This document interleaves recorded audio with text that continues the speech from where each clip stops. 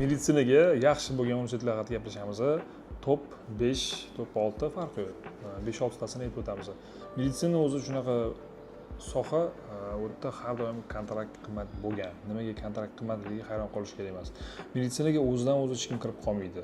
Случайно там 100 tadan bitta случайно kirib qolmasa, в основном ximiya, biologiya va o'sha kirayotgan universitetlarda qaysidir davlatda bo'lsa, o'sha tildan tayyorlangan odam ko'proq meditsinaga kiradi. Rus tili bo'lishi mumkin, ingliz tili bo'lishi mumkin. Ximiya, biologiya birinchi o'rinda. Endi agar ota-onalarni nagruska qilmoqchi bo'lmasanglar yoki o'zingizlarni nagruska qilmoqchi bo'lmasanglar, kontraktni sal arzonrog'ini ko'rish kerak. Baribir hamma joyda bir xil meditsina, o'sha kirurg, o'sha kirurg, o'sha stomatolog, o'sha stomatolog. Da, yaxshiroq o'rgatadi degani bu degani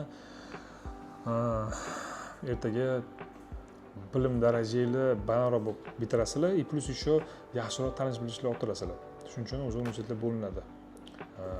Kontrakt balandroq, kontrakt arzonroq, yaxshi o'rgatadi yoki не очень. Viloyatlarda degani bu yomon o'rgatadi degani emas. Masalan, Moskva oblastida Tver yoki Nijniy Novgoroddagi meditsinskiy universitetlar, Tverskoy meditsinskiy universitetlar bor. Shu universitetlarda kontraktda 300 ming, 400 mingga topsa bo'ladi meditsinskiy universitet. Moskva, Peterda уже 300 ming, 400 mingga qolmadi. 300 ming, 400 ming, Moskvada уже 500, 600, 700, 1 millionga ham bor. Peterda ham shu 500-600 ming bo'layotibdi. Shuning uchun meditsinada именно to'lovlishinglar, to'lamasligiga qarab topshirish kerak. Birinchi o'rinda o'qib keta olasizlar, o'qib keta olmaysizlar, unga ham qarash kerak. Обязательно ximiya, biologiya, til. Rossiyaga bo'lsa rus tili.